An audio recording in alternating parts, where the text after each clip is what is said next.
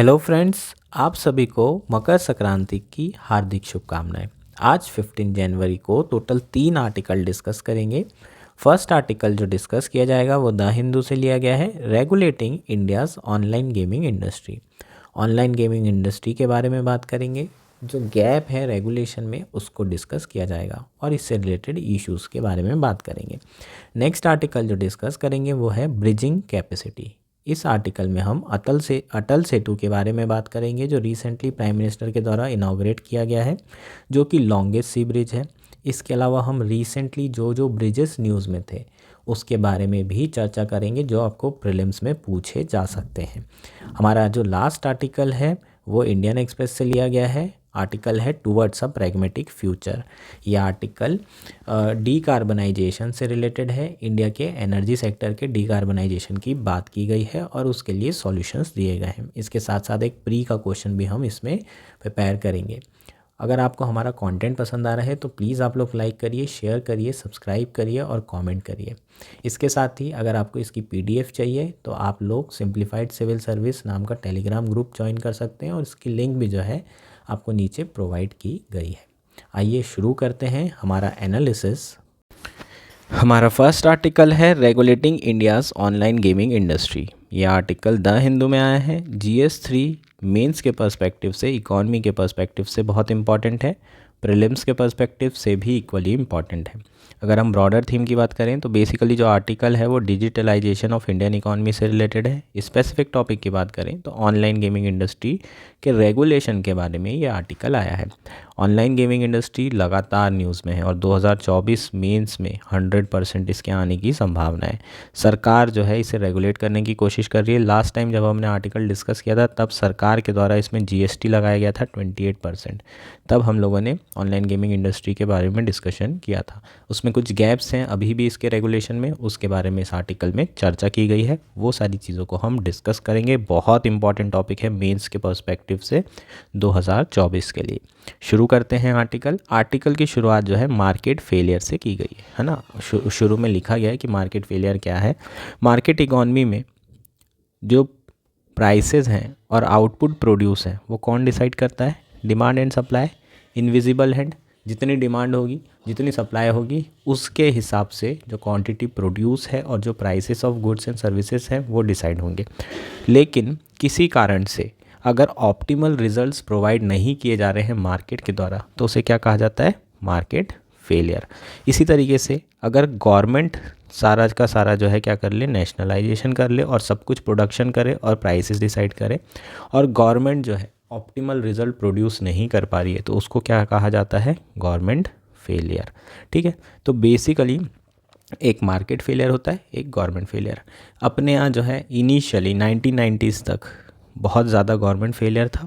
अब चूँकि market economy की तरफ हम बढ़ रहे हैं तो बहुत सारा मार्केट फेलियर के एग्जांपल भी हमें देखने के लिए मिलते हैं। ठीक है, कुछ रीजंस हो सकते हैं मार्केट फेलियर के। फॉर एग्जांपल मोनोपोली में क्या होता है? सिर्फ एक सेलर होता है। फॉर एग्जांपल जितने भी PSUs हुआ करते थे, या फिर अब बात कर लेते हैं BSNL की। उस समय टेलीकम्युनिकेशन में सिर्फ BSNL एक PSU था जो कि लैंडलाइन फ़ोन बेचा करते थे, तो इनकी मोनोपोली थी। सेलर एक है और बायर हज़ारों हैं, तो क्या होगा? जैसा सेलर चाहेगा, जितना प्राइस वो रखना चाहेगा उतना प्राइस वो रख सकता है। ठीक है, तो यहाँ पर मार्केट डिमांड और सप्लाई क्या हो गया? ख़त्म हो गया और फेल हो गया। तो यहाँ पर मोनोपोली के कारण मार्केट फेलियर होता है। नेक्स्ट बात करें एक्सटर्नलिटीज़ के कारण सोशल कॉस्ट बहुत ज़्यादा बढ़ जाती है। मान लीजिए डिमांड है इलेक्ट्रिसिटी की डिमांड को फुलफ़िल करने के लिए थर्मल पावर प्लांट लगाए गए। जिस एरिया में लगाए गए वहाँ पर बहुत लोगों को जॉब्स भी दी गई। ये क्या है? Positive externalities. लेकिन इस एरिया में पॉल्यूशन बहुत होने लगा और बहुत सारे लोगों को कैंसर होने लगा इसके कारण। ये क्या होगा? Negative externalities. तो नेगेटिव एक्सटर्नलिटीज़ के कारण क्या होता है? मार्केट जो है बेसिकली जो डिज़ायरेबल रिजल्ट्स है वो प्रोड्यूस नहीं कर रहा है। इसमें प्रॉफिट तो हो सकता है लेकिन सोशल कॉस्ट बहुत ज़्यादा हाई है। किसके लिए? वहाँ के लोगों के लिए। तो पॉल्यूशन एक एग्जांपल है जिसके कारण मार्केट फेल हो रहा है। नेक्स्ट क्या है? Asymmetric information. अगर इन्फॉर्मेशन बायर और सेलर को अलग अलग हो तो भी मार्केट फेल हो जाता है। फॉर एग्जांपल, आप सेकेंड हैंड गाड़ी लेने गए, इसमें जो सेलर है उसको जानकारी ज़्यादा होती है उसकी गाड़ी के बारे में, बायर को जानकारी नहीं होती। तो ऐसी सिचुएशन में भी मार्केट फेल हो जाता है, क्योंकि जो सेलर बेचना चाहता है जिस प्राइस में, उसमें उस मार्केट में बायर लेना नहीं चाहेगा। उसको लगेगा कि कुछ तो गड़बड़ हो ही सकता है, उससे कम दाम में लेगा। ऐसे में अच्छे सेलर सारे मार्केट से चले जाएंगे, सिर्फ ख़राब सेलर बचेंगे और इस तरीके से मार्केट पूरा ख़त्म हो जाएगा। तो ये बेसिकली असिमेट्रिक इन्फॉर्मेशन का क्या है, एग्जांपल है। तो 3 तरीके से यहाँ पर दिया हुआ है कि मार्केट फेल हो सकता है। और जब मार्केट फेल होता है तो गवर्नमेंट इंटरवेंशन की बहुत ज़्यादा ज़रूरत होती है to safeguard interest of the people, है ना। तो गवर्नमेंट को यहाँ पर इंटरवीन करना पड़ता है। जनरली मार्केट इकॉनमी में हम यही मानते हैं कि गवर्नमेंट का इंटरवेंशन मिनिमल होना चाहिए, लेकिन जब मार्केट फेलियर हो तब सरकार को क्या करना पड़ता है, इंटरवीन करना पड़ता है, ताकि लोगों के इंटरेस्ट को सेफगार्ड किया जा सके। और इसमें ऑनलाइन गेमिंग की हम बात कर रहे हैं कि ऑनलाइन गेमिंग में भी सरकार को एंटर करने की ज़रूरत है, क्योंकि ऑनलाइन गेमिंग सेक्टर एक ऐसा सेक्टर है जिसमें बहुत ज़्यादा मार्केट फेलियर हमें देखने को मिल रहा है। ठीक है, तो अब बात कर लेते हैं डिजिटल मार्केट की। डिजिटल मार्केट की ग्रोथ के बारे में पहले थोड़ी चर्चा कर लेते हैं। और डिजिटल मार्केट की ग्रोथ इतनी ज़्यादा हो रही है, उसके साथ साथ ऑनलाइन गेमिंग की ग्रोथ हो रही है, और इसमें रेगुलेशन की बहुत ज़रूरत है, क्योंकि मार्केट फेलियर बहुत ज़्यादा हो रहा है। इसके अलावा इश्यूज़ के बारे में भी बात करेंगे। ठीक, डिजिटल मार्केट की बात करते हैं। 692 मिलियन इंटरनेट यूज़र्स जो है इंडिया में हो चुके हैं। वर्ल्ड में second largest internet user base हो चुका है इंडिया का। ये सारे डेटा हैं, आपके लिए काफ़ी इंपॉर्टेंट है। प्रीलिम्स में भी ऐसे डेटाबेस क्वेश्चन आ जाते हैं, और मेंस में आपको इंट्रोडक्शन वगैरह में और अपने पॉइंट जस्टिफाई करने के लिए भी ये डेटा लिखना पड़ता है। ठीक है, तो इंडिया में डिजिटल मार्केट बहुत तेज़ी से ग्रो हो रहा है। इंटरनेट यूज़र की बात करें, सेकेंड लार्जेस्ट हो चुके हैं। और ग्लोबली अगर बात करें in terms of time spent on mobile apps, 8 rank पर हैं हम लोग, है ना। जितना टाइम स्पेंड कर रहे हैं, कितना टाइम स्पेंड कर रहे हैं on an average, 4.9 hours per day. इतना हम लोग क्या कर रहे हैं, डेली मोबाइल ऐप्स में टाइम स्पेंड कर रहे हैं। ठीक है, ये 2019 के कंपैरिजन में 32% इंक्रीज़ हुआ है। मतलब बहुत तेज़ी से time spend on mobile apps increase हो रहा है। तो कहीं ना कहीं आप देख रहे हैं कि डिजिटल सर्विसेज हमारे जीवन का एकदम पार्ट बन चुका है। इसमें हम बहुत ज़्यादा टाइम जो है स्पेंड कर रहे हैं, मोबाइल ऐप्स में बहुत टाइम स्पेंड कर रहे हैं। इंटरनेट यूज़र्स बहुत ज़्यादा हैं इंडिया में, तो हमें ये सेक्टर को रेगुलेट करना बहुत ज़्यादा ज़रूरी है।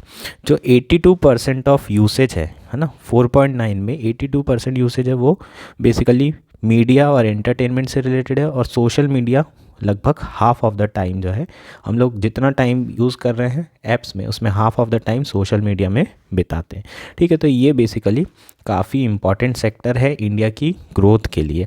लेकिन इसके साथ इश्यूज़ भी हैं। फॉर एग्जांपल, जो एआई है, उसके कारण हम रियल क्या है और फेक क्या है ये पहचानना भूल गए हैं। रील और रियल में डिफरेंस करना बहुत मुश्किल हो गया है। आधा समय हमारा इंस्टाग्राम की रील में निकल जाता है, लेकिन जो रील हम देख रहे हैं उसमें कितना फेक है कितना सच है ये जानना बहुत मुश्किल है। इसका एक एग्जांपल, रिसेंटली जो डीप फेक वीडियो वायरल हुआ था, किसका, रश्मिका मंदाना का, है ना, कैटरीना कैफ का। ये सारे वीडियोस में, है ना, हमें पता नहीं चल रहा था कि एक्चुअल में ये रियल है या रील है। तो ये सारी चीज़ें जो है कॉम्प्लेक्सिटी बहुत ज़्यादा बढ़ा देती है डिजिटल मार्केट की, और इन्हीं कारणों से मार्केट फेलियर भी हो रहा है ना। ये ऑप्टिमल रिजल्ट्स है क्या, नहीं। तो जो हार्मफुल इम्पैक्ट हो रहे हैं उसको कम करने के लिए गवर्नमेंट की इंटरवेंशन की ज़रूरत है। गवर्नमेंट रिस्पॉन्ड भी कर रही है। कई सारे जो है डिजिटल रेगुलेशन लाए जा रहे हैं, डिजिटल एक्ट लाए जा रहे हैं, डेटा प्रोटेक्शन एक्ट लाया जा रहा है साइबर क्राइम को कम करने के लिए। एक सेक्टर और है जिसमें हमें चर्चा करेंगे, वो है ऑनलाइन गेमिंग। ठीक है, ये सब सेक्टर हो जाएगा, डिजिटल मार्केट से रिलेटेड ही है ना। तो ऑनलाइन गेमिंग भी एक ऐसा सेक्टर है जो कि बहुत तेज़ी से ग्रो हो रहा है इसमें इंडिया में, है ना। स्टार्टअप इकोसिस्टम ऑनलाइन गेमिंग में बहुत तेज़ी से बढ़ रहा है। अगर आप इसकी ग्रोथ की बात करें तो ये जो है 27% कंपाउंड एनुअल ग्रोथ रेट है इसका, किसका, ऑनलाइन गेमिंग सेक्टर का। ठीक है, तो ये आप ना पोटेंशियल लिख सकते हैं अपने आंसर में। जब भी ऑनलाइन गेमिंग के बारे में बात करेंगे तो ये एक बहुत तेज़ी से बढ़ता हुआ सेक्टर है जो 27% कंपाउंड एनुअल ग्रोथ रेट से बढ़ रहा है इंडिया में। इस तरीके से आप इंट्रो भी लिख सकते हैं ऑनलाइन गेमिंग इंडस्ट्री के बारे में। It is widely estimated that AI and online gaming can add up to 300 billion to India GDP by 2060, 2026 एंड 27। ठीक है, तो 2026-27 तक लगभग 300 बिलियन जो है इंडिया की जीडीपी में ये ऐड कर सकता है ऑनलाइन गेमिंग और आर्टिफिशियल इंटेलिजेंस सेक्टर। ठीक, तो ये हमारा कुछ पोटेंशियल हो जाएगा। इससे जॉब्स बहुत ज़्यादा क्रिएट होगी, है ना, एम्प्लॉयमेंट बढ़ेगा। इंडिया में डिमांड बहुत ज़्यादा है क्योंकि बच्चे बहुत ज़्यादा हैं। ऑब्वियसली बच्चे लोग ज़्यादातर इन्वॉल्व होते हैं इन गेम्स में, और चूँकि अपने यहाँ पॉपुलेशन बहुत है यंग लोगों की, तो डिमांड बहुत ज़्यादा है। तो बहुत बड़ा सेक्टर है इंडिया ऑनलाइन गेमिंग इंडस्ट्री के लिए। ठीक है, और बहुत इम्पॉर्टेंट भी है ये हमारी जीडीपी के लिए, एम्प्लॉयमेंट अपॉर्चुनिटीज़ के लिए भी। लेकिन कुछ इश्यूज़ हैं ऑनलाइन गेमिंग इंडस्ट्री के साथ। फॉर एग्ज़ाम्पल एडिक्शन, है ना, ये क्या है, एक्सटर्नलिटीज़। ठीक है, ये नेगेटिव इम्पैक्ट हैं किसके, ऑनलाइन गेमिंग इंडस्ट्री के। बच्चों को एडिक्शन हो जाता है, मेंटल इलनेस, खेल खेल के पागल है, एक रूम में बंद है ना। पहले जनरली हम लोग ज़्यादा समय बाहर खेलने में बिताते थे, क्रिकेट, फुटबॉल, ये सारी चीज़ें खेलते थे, जिससे मेंटल हेल्थ अच्छी रहती थी। लेकिन अब आप एक रूम में बैठे हुए हैं और पूरे समय गेम खेल रहे हैं, हैंड काउंटर स्ट्राइक चल रहा है, और अभी तो पता नहीं क्या, पबजी, हाँ पबजी चल रहा है। तो ये पबजी वाले बच्चे हैं, ऐसे बच्चों के साथ बहुत दिक्कत हो जाती है ना। वो रूम के अंदर रहते हैं, बाहर जो लाइफ है, बाहर जो लोग हैं, उनसे जो कनेक्शन है वो पूरी तरीके से ख़त्म हो जाता है। तो जनरली जो गेम हुआ करते थे पहले, जो स्पोर्ट्स खेला करते थे, उससे मेंटल हेल्थ अच्छी हुआ करती थी। लेकिन अभी जो ऑनलाइन गेमिंग वाले गेम्स हैं, उससे मेंटल इलनेस होने की संभावना है। ठीक है, उसके कारण सुसाइड्स भी बहुत ज़्यादा बढ़ रहे हैं। इसके अलावा कई ऐसे गेम हैं जिसमें बैटिंग हो रही है, फाइनेंशियल फ्रॉड्स हो रहे हैं। ठीक है, तो उससे नुकसान भी बहुत हो रहा है, उसके कारण भी सुसाइड बहुत हो रहा है। इसके अलावा डेटा सिक्योरिटी कंसर्न तो है ही, जो भी ऑनलाइन चीज़ होगी उसमें privacy concern, data security breach, ये सारे कंसर्न्स तो होते हैं। एक इशू जो इसमें बहुत इंपॉर्टेंट रिफ्लेक्ट किया गया है वो है offshore betting platform used for money laundering. जितने भी ऑफशोर बेटिंग प्लेटफॉर्म हैं वो मनी लॉन्ड्रिंग के लिए इस्तेमाल हो रहे हैं, है ना। तो हवाला का जो तरीका था मनी लॉन्ड्रिंग का, अब वो बदलते जा रहा है। क्रिप्टो के साथ में ये जो ऑनलाइन बेटिंग प्लेटफॉर्म है, इससे मनी को ट्रेस करना बहुत मुश्किल होता जा रहा है, और मनी लॉन्ड्रिंग के लिए ऑनलाइन बेटिंग प्लेटफॉर्म का इस्तेमाल हो रहा है, जिसके कारण एक शेडो इकॉनमी भी डेवलप हो रही है। और शेडो इकॉनमी इंडिया में वैसे ही बहुत ज़्यादा है, ब्लैक मनी मार्केट बहुत ज़्यादा है, टैक्सेशन लोग दे नहीं रहे हैं, तो बहुत ज़्यादा जो है पैसा इंडिया का नुकसान हो रहा है, देश के बाहर जा रहा है। इसके अलावा मनी लॉस्ट हो रहा है due to fraudulent offshore betting platform, और देयर इज़ नो रेगुलेशन।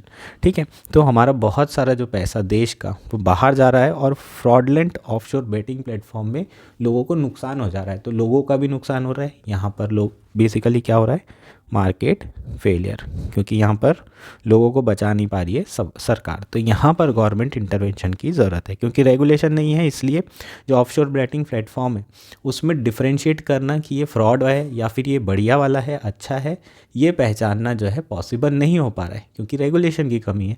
इसलिए सरकार को स्टेप इन करने की ज़रूरत है। इसके अलावा सरकार का बहुत ज़्यादा टैक्स भी जा रहा है, क्योंकि सारा का सारा पैसा मनी लॉन्ड्रिंग में जा रहा है, तो ब्लैक मनी हो रही है। ब्लैक मनी का मतलब ही वही होता है जो टैक्स से बाहर हो जाए। ठीक, तो ये इसके कारण टैक्स का जो पैसा है वो भी बहुत ज़्यादा नुकसान हो रहा है। Therefore we require a robust regulatory mechanism.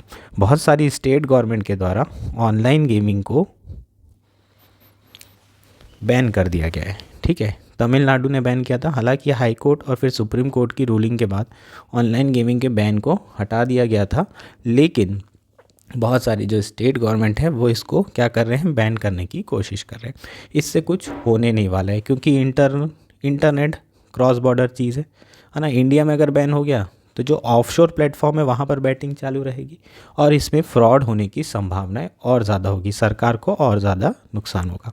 इसलिए जो है हमें एक इंडिपेंडेंट रेगुलेटर की बहुत ज़्यादा ज़रूरत है। ट्राई के जैसा एक रेगुलेटर को बनाने की बहुत ही ज़्यादा ज़रूरत है। इसके अलावा सरकार ने जो है information technology intermediary guidelines and digital media ethics code rule 2021 में काफ़ी कमेंडेबल स्टेप्स जो है ली थी, इसको रेगुलेट करने के लिए। लेकिन एक सेल्फ रेगुलेटरी बॉडी जैसे ट्राई है उसकी हमें बहुत ज़्यादा ज़रूरत है to protect 373 million gamers in India who are potentially at risk. It is imperative that the sector is strictly regulated.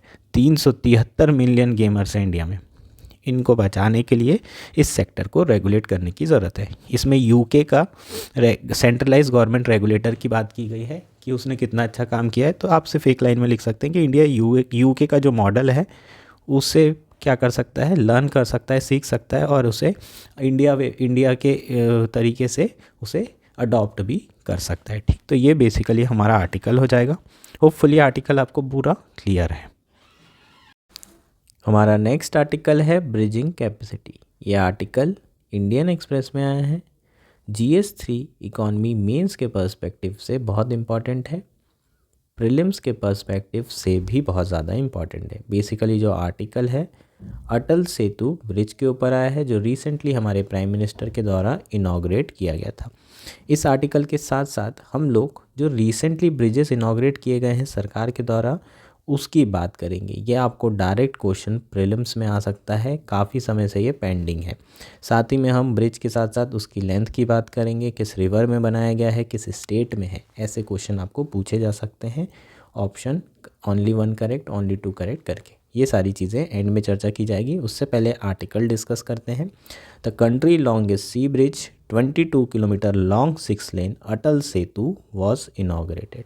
Last week जो है हमारे प्राइम मिनिस्टर के द्वारा इंडिया का लॉन्गेस्ट सी ब्रिज को इनॉग्रेट किया गया है। 22 किलोमीटर लंबा है, जिसका नाम अटल सेतु रखा गया है। फॉर्मली इसका नाम क्या था? अटल बिहारी वाजपेयी सेवारी नहावा शेवा अटल सेतु और Mumbai trans harbour link. The bridge has been build at a cost of 17,840 crore rupees. लगभग 17-18 हज़ार करोड़ रुपए से इस जो है लॉन्गेस्ट ब्रिज को बनाया गया है। ठीक है, ये सी ब्रिज है, ये याद रखना है। 22 किलोमीटर इसकी लेंथ है। बेसिकली ये ब्रिज जो है क्या कर रहा है, ये ब्रिज सेंट्रल मुंबई और नवी मुंबई को कनेक्ट कर रहा है। ये इस तरीके से कनेक्ट करेगा कि पहले दोनों के बीच में जो ट्रैवलिंग डिस्टेंस था वो लगभग 2 घंटा लगता था, अब केवल 20 मिनट लगेगा।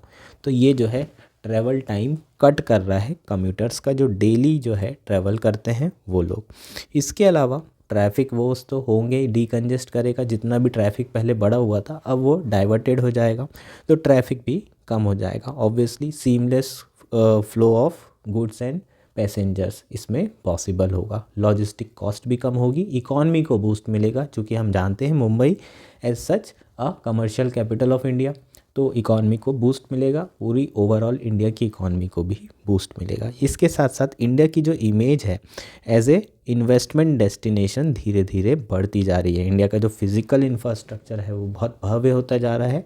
अब पहले जैसे इंफ्रास्ट्रक्चर डेफिसिट जो हमेशा एक इशू लिखा करते थे, अब वो धीरे धीरे कम होता जा रहा है। जो गैप है इंफ्रास्ट्रक्चर डेफिसिट का वो धीरे धीरे कम होके ख़त्म होने के तरफ है। अटल सेतु के बारे में हमारे जो PM हैं उन्होंने क्या कहा? Atal Setu is the picture of developed India. ये हमारे डेवलप इंडिया की एक पिक्चर है। ठीक है, हम किस तरीके से डेवलप हो रहे हैं। अगर बात करें 2008 की, तो उस समय रिसेशन आ गया था और रिसेशन आने के कारण है ना इंडिया जो है twin balance sheet problem face कर रहा था, जिसके कारण इंडिया का जो ग्रोथ पोटेंशियल है वो बहुत ज़्यादा कम हो गया था। Growth potential and actual growth दोनों बहुत ज़्यादा कम हो गई थी। ट्विन बैलेंस शीट प्रॉब्लम का मतलब क्या है? नॉन परफॉर्मिंग एसेट्स बहुत ज़्यादा बढ़ गए थे, जिससे बैंक की बैलेंस शीट वो बहुत ज़्यादा ख़राब हो गई थी, है ना। बैंक लॉसेस में जाने लगे थे। और दूसरे जो प्राइवेट सेक्टर था उसने बहुत लोन लेके रखा था और उसकी जितनी भी कंपनियां थी वो डूब रही थी, इसलिए तो NPA हुआ। तो जो कंपनी थी, प्राइवेट कंपनी जिन्होंने लोन उठाए थे उस पर वो डिफ़ॉल्ट कर गए। उसके कारण बैंक की जो बैलेंस शीट थी वो बहुत ज़्यादा ख़राब होते चली गई, नॉन परफॉर्मिंग एसेट बढ़ते चले गए, उनका लॉसेस होता चला गया। तो बेसिकली इन सब चीज़ों से क्या हुआ? ट्विन बैलेंस शीट प्रॉब्लम के कारण जो इन्वेस्टमेंट है वो बहुत ज़्यादा रुक गया। बैंक लोन नहीं दे रहे थे, प्राइवेट सेक्टर ऑलरेडी डूबा हुआ था। अब जब बैंक लोन नहीं देंगे तो इन्वेस्टमेंट कैसे बढ़ेगा? प्राइवेट सेक्टर के पास पैसा नहीं है तो इन्वेस्टमेंट कैसे बढ़ेगा? तो ये स्थिति थी। धीरे धीरे सरकार ने कई सारे जो है रिफॉर्म किए। For example insolvency bankruptcy code, IBC लेके आए, जीएसटी लेके आए, ऐसे कई सारे स्ट्रक्चरल रिफॉर्म किए गए सरकार के द्वारा। और अभी अगर हम बात करें तो एनपीए ऑलमोस्ट है ना कम होते जा रहा है, एकदम एकदम जो है 3.45% के आसपास पहुंच गया है 12% से। ठीक है, 2017-18 में ये 12% पे था, अब धीरे धीरे कम हो गया। तो बैलेंस शीट क्लियर होती जा रही है। प्राइवेट सेक्टर भी धीरे धीरे है ना अपने अपने जो फीट पे खड़ा होना शुरू कर दिया है ना। जो हालत थी, जो ग्लोबल रिसेशन के कारण बिगड़ी थी, वो अब धीरे धीरे ख़त्म हो रही है और बेहतर स्थिति में जो प्राइवेट सेक्टर है वो भी आ चुके हैं, उनकी बैलेंस शीट भी इम्प्रूव हो चुकी है। तो बैंक और प्राइवेट सेक्टर दोनों ही इम्प्रूव कर रहे हैं, अब स्थिति काफ़ी बेहतर है। इसके साथ साथ सरकार बहुत तेज़ी से कैपेक्स बढ़ा रही है। कैपेक्स मतलब क्या होता है? Capital expenditure. डिजिटल इंफ्रास्ट्रक्चर और फिज़िकल इंफ्रास्ट्रक्चर, उसमें सरकार बहुत तेज़ी से खर्चा कर रही है। ये इतना ज़्यादा तेज़ी से खर्चा किया जा रहा है ताकि जो फिज़िकल इंफ्रास्ट्रक्चर है वो डेवलप किए जा सकें और क्राउडिंग हो सके। क्राउडिंग इनका मतलब क्या है? मान लीजिए सरकार ने रोड बना दी, तो रोड बनाने के बाद आसपास क्या होगा? आसपास बहुत सारी कंपनीज़ जो है यहाँ पर अपने प्लांट लगा सकती है। ठीक है, अब कोई एक ऐसा एरिया है जो कि शहर से दूर है, शहर से दूर वहाँ पर क्या नहीं है? रोड प्रॉपर नहीं थी, सरकार ने कनेक्टिविटी प्रोवाइड कर दी। अब यहाँ पर एक प्लांट लग सकता है, जैसे ही यहाँ प्लांट लगेगा वहाँ डेवलपमेंट होना शुरू हो जाएगा।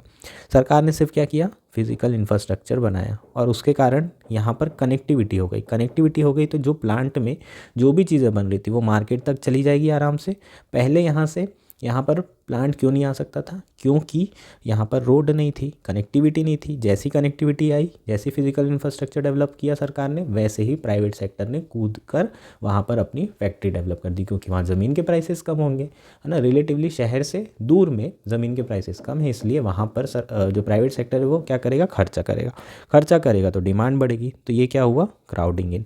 तो सरकार जो है बहुत तेज़ी से कैपिटल इन्वेस्टमेंट बढ़ा रही है, जिसके कारण जो है हमारा जो फिज़िकल इंफ्रास्ट्रक्चर है वो बहुत तेज़ी से डेवलप हो रहा है। लेकिन इसके अलावा कुछ इश्यूज़ अभी भी हैं। फॉर एग्जांपल इंडिया की ग्रोथ जो स्टोरी है ना, वो अभी भी पोटेंशियल डबल डिजिट नहीं पहुंच पा रही है। हमारा पोटेंशियल बहुत ज़्यादा है, लेकिन अभी भी उससे हम बहुत पीछे हैं। 7% is not a big number, है ना। अगर हमें ग्रो करना है तेज़ी, मतलब अगर हमें ग्रो करना है, सारी जितनी पॉपुलेशन है, जितने लेबर फोर्स बढ़ रही है उनको जॉब देते हुए, तो हमारी कम से कम जो ग्रोथ होनी चाहिए वो 10% के ऊपर होना चाहिए। ठीक है, तो वो अभी हम पोटेंशियल से दूर हैं।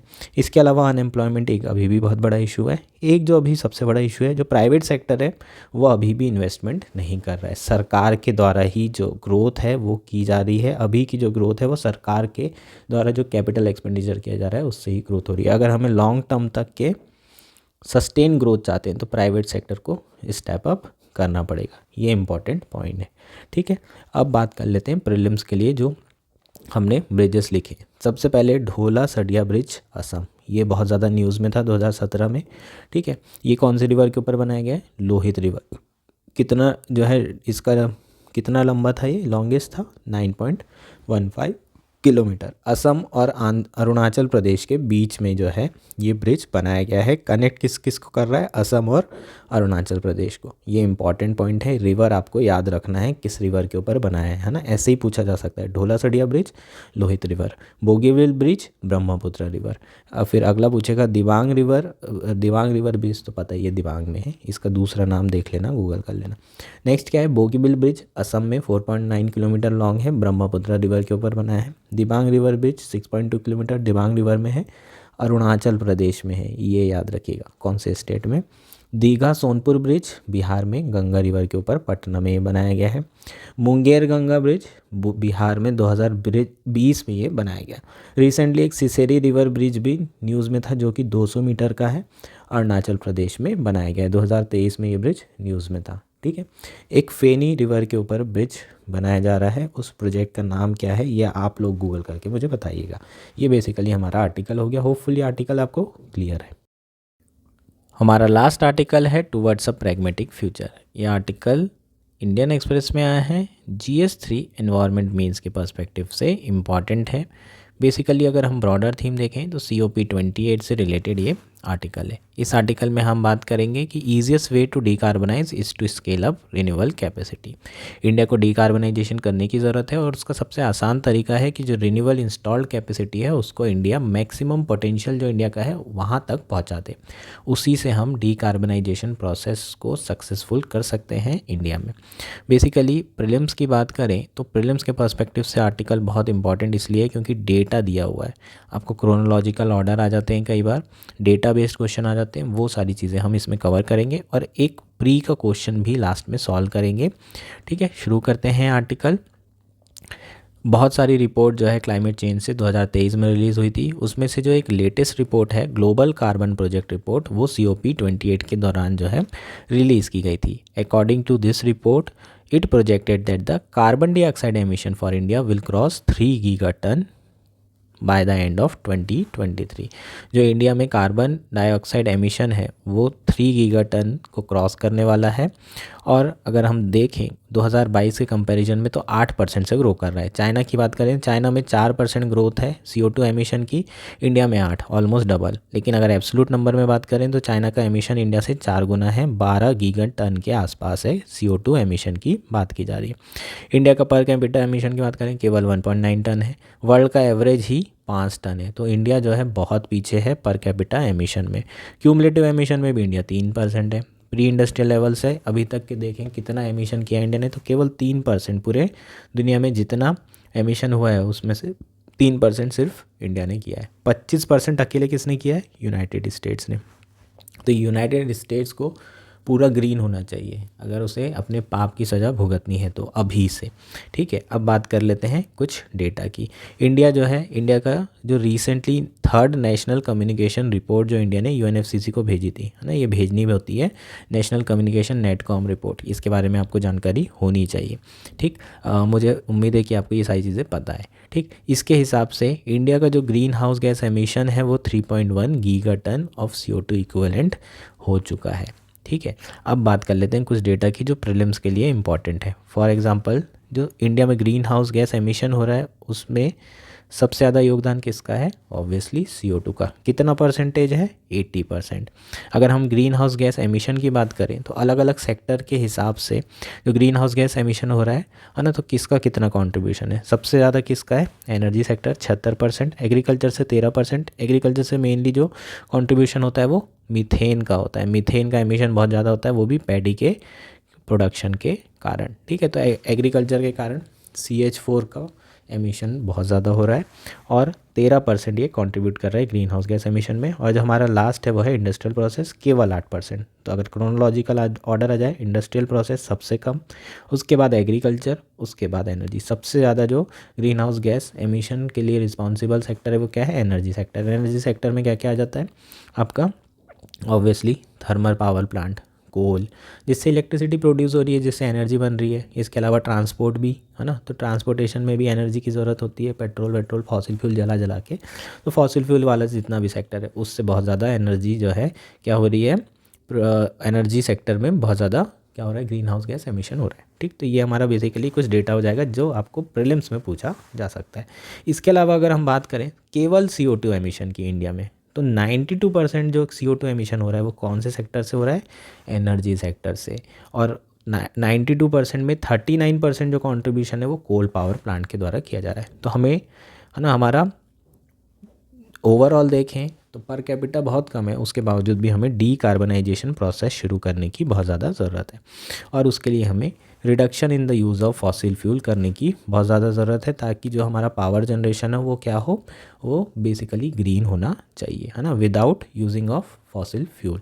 उसके लिए हमें क्या करना पड़ेगा? सब्सटीट्यूट करना पड़ेगा कोल को, गैस को, किससे? सोलर से, विंड से, हाइड्रो से और न्यूक्लियर से। It can also be done in case of transport sector. ठीक है, ट्रांसपोर्ट सेक्टर में भी हम क्या कर सकते हैं ये सारी चीज़ें। उसमें हमें क्या करना है? EV को अडॉप्ट करना है बस। ठीक, तो ये भी एक आसान तरीका है। पर प्रॉब्लम क्या है? प्रॉब्लम ये है कि हम EV में जो बैटरी चार्जिंग है उसको उससे जो पावर जो मतलब जिस पावर को हम लेंगे वो ग्रिड पावर नहीं हो सकती, वो पावर नहीं होना चाहिए जिससे जिससे हमारा मतलब वो इलेक्ट्रिसिटी ना हो जो कि नॉन रिन्यूएबल एनर्जी से बन रही हो, अदरवाइज़ कोई फ़ायदा नहीं है ईवी के इस्तेमाल करने से, है ना। टोटल ग्रीन नहीं हो पाएगा क्योंकि हम जो इलेक्ट्रिसिटी यूज़ कर रहे हैं वो अगर थर्मल पावर प्लांट से आ रही है तो वो ग्रीन नहीं है, और उसी से हम चार्ज कर रहे हैं बैटरी और फिर ईवी यूज़ कर रहे हैं, तो ओवरऑल ईवी पूरा ग्रीन नहीं होगा, जो हमारा पर्पस होगा वो फुलफिल नहीं होगा। ठीक है, ईवी जो है टू व्हीलर और थ्री व्हीलर में काफ़ी आसान है। क्यों आसान है? क्योंकि आप जाते हैं, अगर आपकी बैटरी ख़त्म हुई आप जाओ बैटरी एक्सचेंज करो, दूसरी बैटरी लगाएं और चल दिए। बाकी जो बड़ी गाड़ियां हैं फोर व्हीलर्स में, इसमें इतना आसान नहीं है क्योंकि आप over the counter batteries change नहीं कर सकते, आपको जो है चार्जिंग इंफ्रास्ट्रक्चर की ज़रूरत होगी। अभी चार्जिंग इंफ्रास्ट्रक्चर इतने इंडिया में है नहीं, डेवलप भी नहीं हुए, टाइम भी बहुत लगता है, पेट्रोल में 5 मिनट लगते हैं मैक्सिमम, अगर बहुत भीड़ है तो 2 मिनट लगता है अदरवाइज़, और बाकी यहाँ चार्जिंग कराने का 15 मिनट 20 मिनट आपको खड़ा होना पड़ रहा है। तो ये सारे जो हैं डिटरेंट हैं, ठीक है, ईवी में शिफ्ट होने के। तो फोर व्हीलर में इतना आसान नहीं है, उससे बड़ी गाड़ियों में तो और भी मुश्किल है ना। जो ट्रक हो गए इनमें तो और भी दिक्कत आने वाली है, इसमें ईवी की एक्सेप्टेंस इतनी ज़्यादा नहीं होगी। एविएशन सेक्टर की बात करें तो एविएशन सेक्टर में भी सस्टेनेबल एविएशन फ्यूल बनाना अभी बहुत दूर है, तो रिप्लेसमेंट जो है इतना आसान नहीं होगा ईवी के थ्रू, जब तक कि हम लोग क्या नहीं कर लेते, जब तक कि हम लोग जो कोल पावर प्लांट है उससे एनर्जी लेने की जगह दूसरी चीज़ों से रिन्यूएबल एनर्जी से हम ये एनर्जी से हम अपनी बैटरीज़ को चार्ज करें, तब तक के ईवी उतना ग्रीन नहीं होगा, उतना सस्टेनेबल सॉल्यूशन नहीं होगा। नेक्स्ट अगर बात करें इंडस्ट्रियल सेक्टर में भी रिप्लेसमेंट करना फॉसिल फ्यूल का इतना आसान नहीं होगा क्योंकि इस इंडस्ट्री को भी कांस्टेंट सप्लाई ऑफ एनर्जी की ज़रूरत होती है, और रिन्यूएबल एनर्जी जो सोर्सेज हैं, जो रिन्यूएबल सोर्सेज ऑफ पावर हैं वो बेसिकली इंटरमिटेंट हैं, हमेशा अवेलेबल नहीं होते हैं। स्टोरेज का इशू है अभी इनके साथ, है ना। सोलर एनर्जी को बैटरी में स्टोरेज करना ज़रूरी है, अदरवाइज़ जो है आप यूज़ नहीं कर सकते पूरे 24/7 हर मौसम में 365 डेज़। तो यहाँ पर भी इतना आसान नहीं होगा इंडस्ट्रियल सेक्टर में फॉसिल फ्यूल को क्या करना, पूरे तरीके से ख़त्म करना। तो इसका बेस्ट सॉल्यूशन क्या है? हैवी ट्रांसपोर्ट और इंडस्ट्रीज़ में बेस्ट सॉल्यूशन इसका ये है कि हम एक्सेस ऑफ ग्रीन हाइड्रोजन को बढ़ा सकें, है ना। इंडिया ने जो है ऑलरेडी जो है लेट डाउन किया है पॉलिसी, जिसमें हम बात कर रहे हैं कि 5 million tons of green hydrogen bye 2030 India जो है प्रोड्यूस करेगा। उसके लिए हमें 125 गीगावाट ऑफ रिन्यूएबल एनर्जी की ज़रूरत होगी, साथ ही में हमें पानी की भी बहुत ज़्यादा ज़रूरत होगी, है ना। इलेक्ट्रिसिटी प्लस वाटर, इसी से जो है हम ग्रीन हाइड्रोजन बना सकते हैं और फिर इसे एज अ फ्यूल यूज़ किया जा सकता है, फॉसिल फ्यूल को रिप्लेस किया जा सकता है। इंडिया में अभी कैपेसिटी कितनी है सोलर और विंड की? 116 गीगावाट, ठीक है। इसके अलावा भी बहुत सारी प्रॉब्लम है ग्रीन हाइड्रोजन के। क्या क्या प्रॉब्लम है कि इसको अगर हम ट्रांसपोर्ट करते हैं ग्रीन हाइड्रोजन, तो जिस पाइप में रखेंगे वो pipe over the time brittle हो जाता है। ब्रिटल हो जाता है मतलब ऐसे एकदम बोलना चाहिए कि आप उसको थोड़ा थोड़ा भी मोड़ोगे तो वो टूट जाएगा, है ना, एकदम ख़राब हो जाता है। उसके बाद स्टोरेज इशू भी है। क्यों स्टोरेज इशू है? क्योंकि मास कम है और वॉल्यूम बहुत ज़्यादा है, ठीक है। तो इसको जो है स्टोर करने के लिए प्रेशराइज़ करना बहुत ज़रूरी है ना। तो लिक्विडेशन किया जाएगा प्रेशराइज फॉर्म में, लिक्विड फॉर्म में से क्या कर सकते हैं हम, स्टोरेज कर सकते हैं कंटेनर में। लेकिन ये भी बहुत बड़ा क्या है, एनर्जी इंटेंसिव प्रोसेस है, एनर्जी इंटेंसिव प्रोसेस है। और अगर इसमें हम कोल पावर प्लांट वाली एनर्जी लेते हैं तो ग्रीन हाइड्रोजन बनाने का पर्पस ही पूरा ख़त्म हो जाएगा, पूरा जो एंटायर डिकार्बनाइजेशन प्रोसेस है वही डिफीट हो जाएगी। सबसे आसान तरीका क्या है? रिन्यूएबल एनर्जी की कैपेसिटी को जितना एक्सटेंड है उतना पॉसिबल हमें बढ़ाने की ज़रूरत है, ठीक है। तो जितना हम जो है कोशिश करें, हमें रिन्यूएबल एनर्जी की जो कैपेसिटी इंस्टॉल्ड है उसको बढ़ाना चाहिए। उसके लिए सरकार को कुछ चीज़ें करने की ज़रूरत है। सबसे पहले तो state need to make land acquisition process simpler and also regular payment to renewable generator. सरकार को जो है लैंड एक्विजिशन प्रोसेस को आसान करने की बहुत ज़्यादा ज़रूरत है। इसके अलावा imposition of basic custom duty and insistence on the list of approved manufacturer need to be looked into afresh। जो बेसिक कस्टम ड्यूटी लगाई जा रही है रिन्यूएबल एनर्जी कि जो प्रोडक्ट हैं जिससे मैन्युफैक्चरिंग को बढ़ाया जा सकता है, फॉर एग्जांपल सोलर सेल, उसको भी दोबारा से देखने की ज़रूरत है, उसमें जो कस्टम ड्यूटी है उसको भी हटाने की ज़रूरत है। इसके अलावा रेगुलेटर्स को जो जनरेटर्स हैं रिन्यूएबल एनर्जी के, है ना, उन्हें भी पेमेंट लगातार करने की ज़रूरत है। इसके अलावा access to the grid has to be ensure, जो रिन्यूएबल एनर्जी जनरेट हो रही है उसके लिए ग्रिड प्रोवाइड करना ज़रूरी है ताकि ये एनर्जी जो है कस्टमर तक पहुंचाई जा सके। इसके अलावा और क्या कर सकते हैं, रूफटॉप पे भी स्पेशल अटेंशन देने की ज़रूरत है ताकि रूफटॉप सोलर एनर्जी जो है तेज़ी से डेवलप की जा सके, है ना। सब्सिडी वगैरह देने की ज़रूरत है ताकि इसके थ्रू भी हम जो ओवरऑल एनर्जी है, इलेक्ट्रिसिटी है, वो प्रोड्यूस कर सकें। और इसके लास्टली कोई फ्लिप फ्लॉप नहीं होना चाहिए पॉलिसीज़ में, है ना। एक बार अनाउंस कर दिया कि एडिशनल कोल पावर प्लांट नहीं हम डेवलप करेंगे, तो ऐसा नहीं कि 6 महीने बाद बोल रहे हैं कि नहीं नहीं हमें ज़रूरत है एडिशनल जो है कोल पावर प्लांट की 80 गीगावाट एनर्जी प्रोड्यूस करने के लिए। इस तरीके की जो फ्लिप फ्लॉप है पॉलिसी अनाउंसमेंट में, इससे हमें बचने की ज़रूरत है। तो ये सरकार के द्वारा ये सारी चीज़ें करने की ज़रूरत है जिसके थ्रू हम रिन्यूएबल एनर्जी का जो इंस्टॉल कैपेसिटी है वो बढ़ा सकते हैं। ठीक, ये हमारा आर्टिकल था। होपफुली आर्टिकल आपको पूरा का पूरा क्लियर हो गया होगा। एक क्वेश्चन जो हम करने वाले थे वो है the global carbon project report was published by which of the following, WEF, UNEP, IUCN, future earth.